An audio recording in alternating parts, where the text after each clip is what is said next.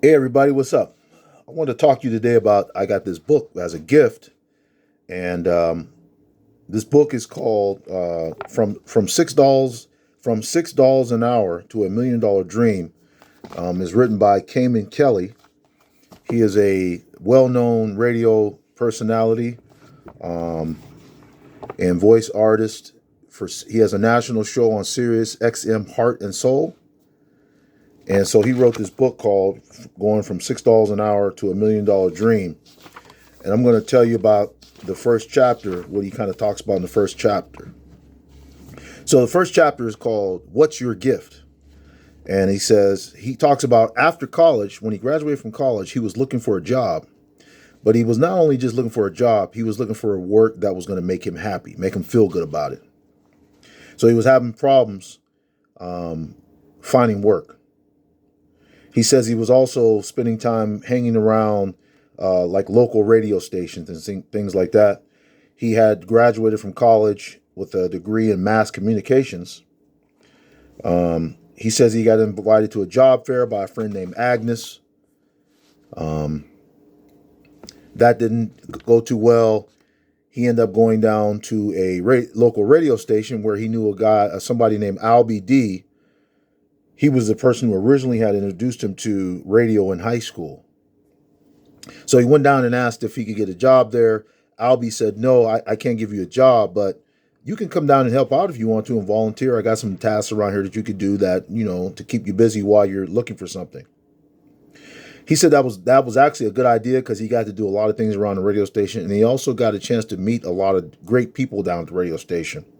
He says these hours that he spent down at the radio station as a volunteer is what started to really spark his interest and let him know that radio was his passion. He says, "Man, I really love this," and he fell in love with the radio. So the next part of the chapter is called "The Reason," and he goes into talking about Albie Shore, who's famous musical artist. He talks about how Albie Shore was also a football star. And a lot of people wanted Albie Shore to pursue his football career. But Albie Shore also liked music in those days, too, in his high school days. He wrote songs and stuff like that. And so he also had a scholarship for football. Instead of going to pursue his football career, he pursued music. So he says Albie Shore's decision to pursue his greater passion, despite what others around him thought, ended up being the greatest decision he ever made. So he talks about this in his book. Your passion has to be what you want. It can't be like what your parents want for you or want this. You have to go after what you want. And he emphasizes that with the Albie Shore story. He also talks about, he says, I believe that when we know why we're pursuing something, it helps us to focus our desires and motivates us with positivity. So know why you're doing it. What's your purpose?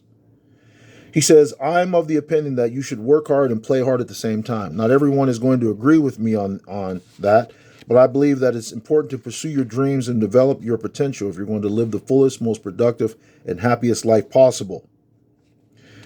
He has a part of the chapter called Your Gift Has a Purpose. He talks about never giving up on your gift. He believes that all of us were born with gifts, and you have an obligation to be a blessing to others with whatever the gift you are blessed with in life. He talks about how he stayed focused on the prize and it made all the difference in his life. He says you were born with gifts and it's up to you to nurture your gifts. You can either let your gifts die or you can nurture your gifts and go after it and pursue that. He says no matter your age, it's not too late for you to put your gifts to work. But if you decide to go down this path, you have to realize that it's going to require time and effort and a lot of it. So never give up on your gift.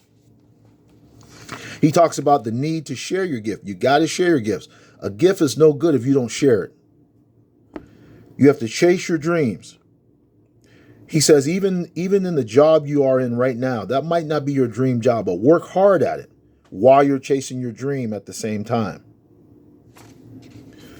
Be hard and work hard where you are right now.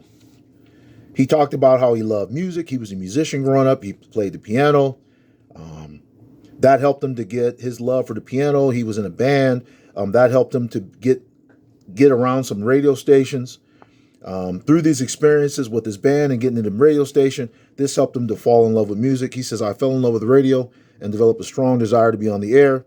One step led to another until I discovered that it wasn't just a fun part of my younger days. It was my dream. Pursue your potential. There's a part called Pursue Your Potential. He talks about the greatest failure doesn't come from pursuing your potential and falling short. The greatest failure comes from when you don't pursue your dream at all. You know what your dream is, you know what your passion, you never pursue it. The last part of the chapter talks about learn to put your gifts to use. He says, take opportunities, no matter how small, that can propel you toward your goal or help you to narrow your search for what you want to do. With the advent of social media, you can find others who are doing something similar and see what steps they're going to take through gifts. One last thing he talked about in the chapter was reading books, reading other stories of success. So reading these other stories of success can give you clues on what they did, which can help you pursue your dream. It can also help to inspire you. So read great stories. Lastly, in the chapter, he ends with saying, you have gifts and you get to decide how you use them. He asked a question. What are you going to do next with your gift? So once again, this is chapter 1 from $6 an hour to $1 million dream, written by Cayman Kelly, famous Sirius XM Heart and Soul Radio personality and voice. Chapter 1 of his book is called What's Your Gift? Thank you for listening.